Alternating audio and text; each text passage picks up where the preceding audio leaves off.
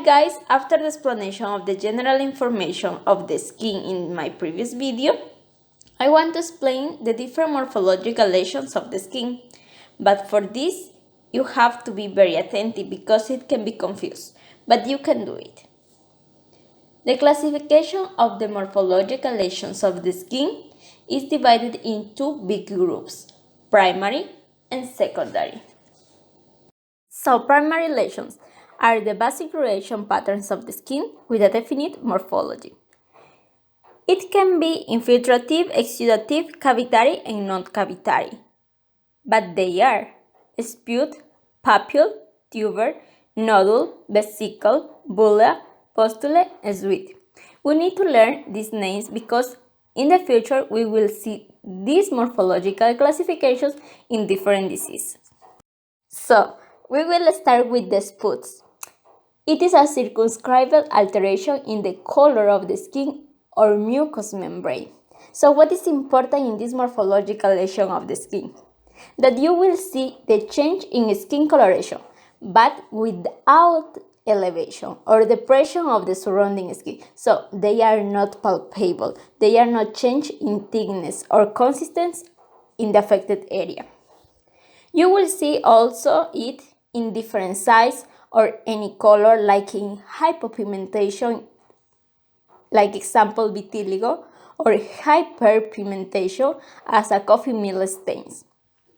Also you can see it in different size, like I said before, like less than 1 centimeter, like in freckles or nevus, or more than 1 centimeter, like in vitiligo cases. But what causes it? They may be due to permanent vascular abnormalities of the skin, such as hemangiomas, or transient dilation of the capillaries, such as erythema. The spots are subdivided according to the cause of their formation into vascular, hemorrhagic, and dyschromic. Vascular is the first subdivision of the spots, which is subdivided into roseola, erythema, and erythrodermia. Roseola, it is a disease more frequently present in children who had the spots of the red dots like rash, and it is caused by the herpes virus 6 and 7, but doesn't have serious consequences. So it is necessary to identify it and reduce the symptoms such as the high fever. The next is the erythema, which is the redness of the skin or mucous membrane caused by the hyperemia, which is the increase of the blood flow in the superficial capillaries. It occurs with any skin injury, infection, or inflammation. Erythrodermia, it is the peeling characterized by the skin peeling, often accompanied by itching, skin redness, and hair loss. The next form of the spots are the hemorrhagic form, which are subdivided into Pigmentation, Porpora, Ecchymosis, and hemangioma. Pigmentation are the tiny circular non-raised patches that appear on the skin or in mucous or serous membrane.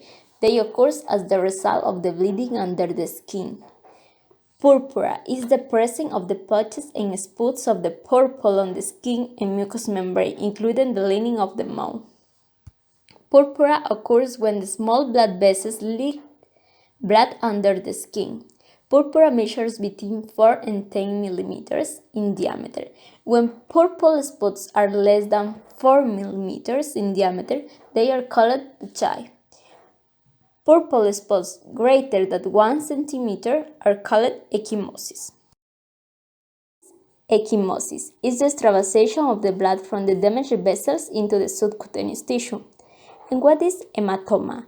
A spot of the skin, blue-brown, which is produced by the accumulation of the blood or other body fluid as the result of the blood, a strong ligation, or other causes. In all these 4 cases of the hemorrhagic form of the spots is referring to bleeding. The last form of the spots are the dyschromic form, which is subdivided into the pigmentation and hyperpigmentation. The pigmentation is the lightening of the skin or loss of the pigment. The pigmentation of the skin can be caused by a number of the local and systemic conditions.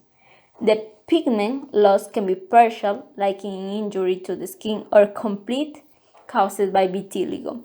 It can be temporary, from tinea versicolor, or permanent from albinism.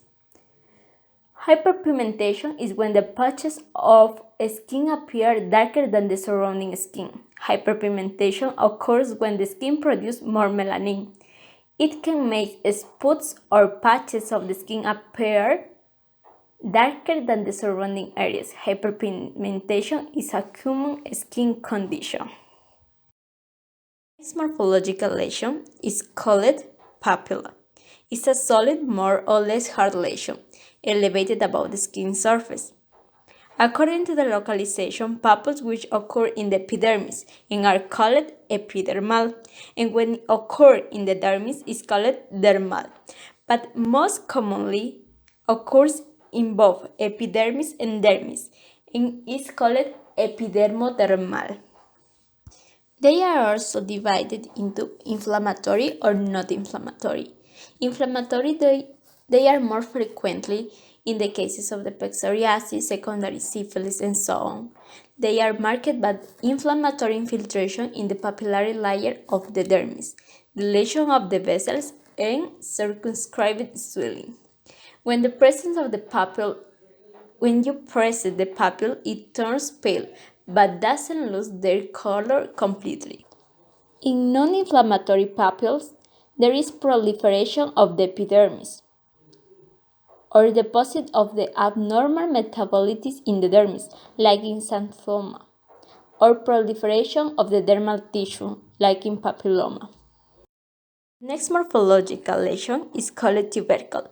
It's infiltrative solid skin elevation of non-acute inflammatory character. It often ulcerates and terminates by cicatrization or cicatrical atrophy. The primary cellular infiltration in tubercle spreads not only in the papillary, but mainly in the reticular layers of the dermis. And histological is an infectious granuloma which either ulcerates with the eventual function of the scar or resorbs, leaving cicatrical atrophy. The next morphological lesion of the skin is called nodal.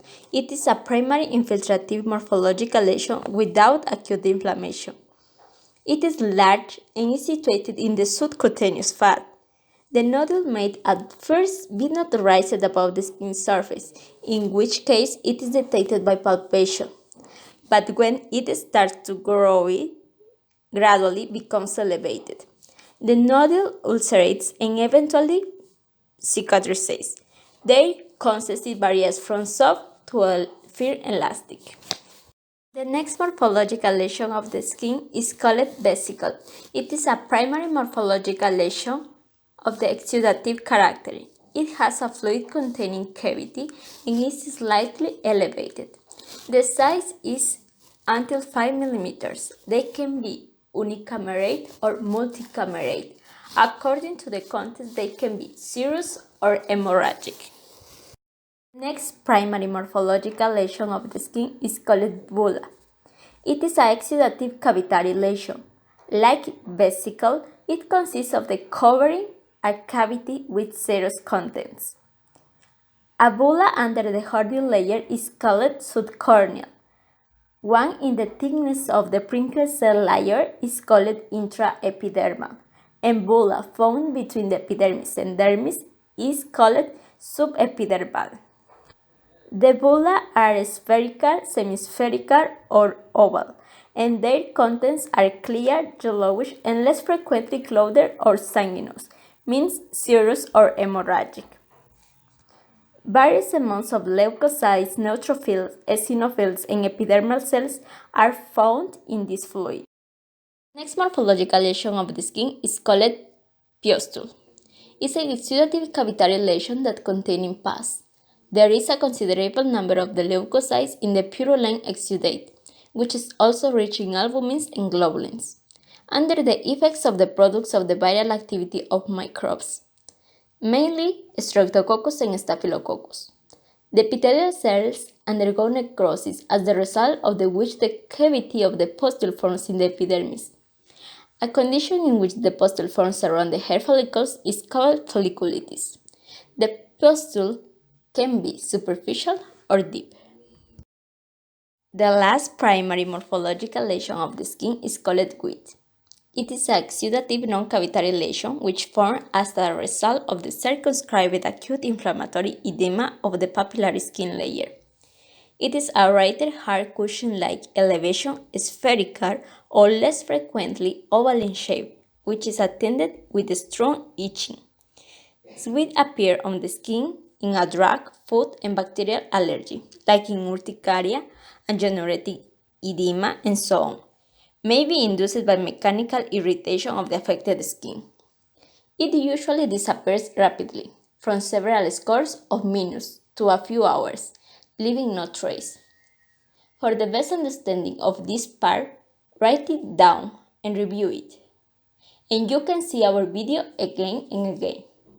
Bye bye, see you in the next part of this video.